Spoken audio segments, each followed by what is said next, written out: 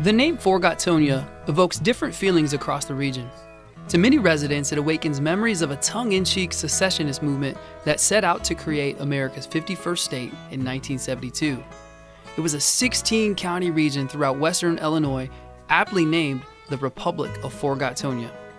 The idea was initiated by McDonough County resident Jack Horn and Macomb Chamber of Commerce board member John Armstrong.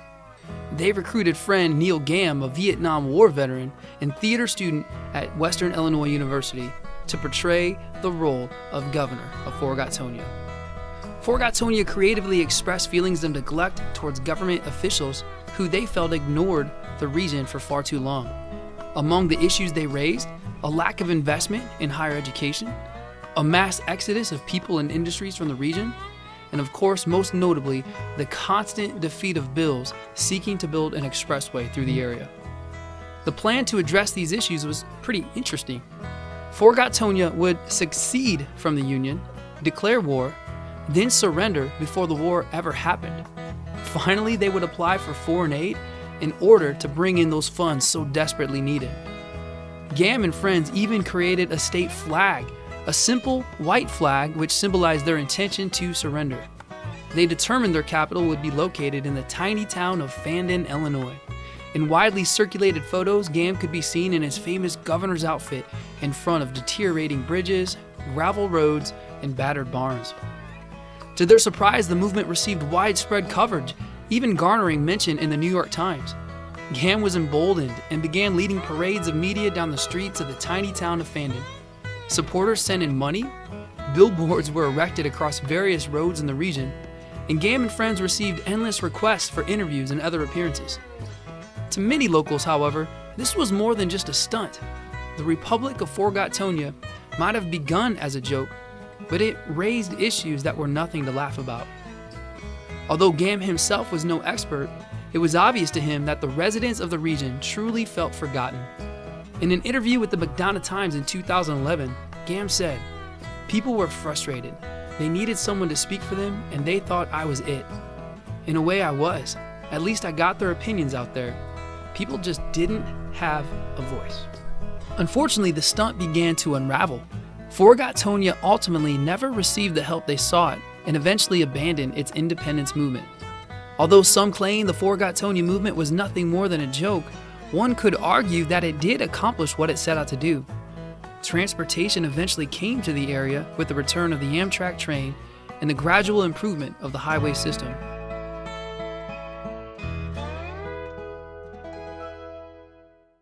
To another group of residents, however, the name Forgotonia has over time come to reflect a more affectionate sentiment about the area, something far less grim than a secessionist movement. Locals have restored the name to be more of a reference to the rich culture, the wildlife, and terrain found only throughout this 16-county region. Additional features that set this area apart include its extensive history, iconic imagery, and distinguished institutions of learning. Perhaps the recently opened Forgotonia Brewery best demonstrates the growing fondness many residents have come to associate with the name Forgotonia. Yet, to a third and final group of natives in western Illinois, the name Forgotonia means nothing at all.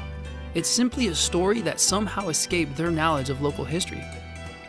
As a history teacher, I find that most of my students in Cuba High School are categorized in this last group of folks that just simply never heard of the Forgotonia story. Located in the center of rural Fulton County, one of the 16 counties making up Forgotonia, my students and I at Cuba High School set out to explore how this Forgotonia movement resonates with a new generation today. This is where the Forgotonia Project was born. The Forgotonia Project seeks to examine the social problems that face rural America. Students begin by asking tough questions about some of the problems they see in their own communities.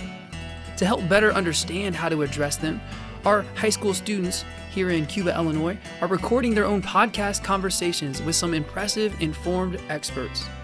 It's inspiring to see students tackle these issues head-on and engage with experts who don't typically have an opportunity to communicate with a rural high school audience.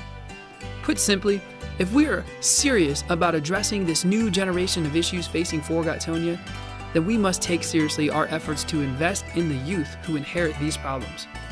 Who knows, maybe there is a young person today growing up in one of these forgotten places who will be the next to initiate their own Forgotonia movement.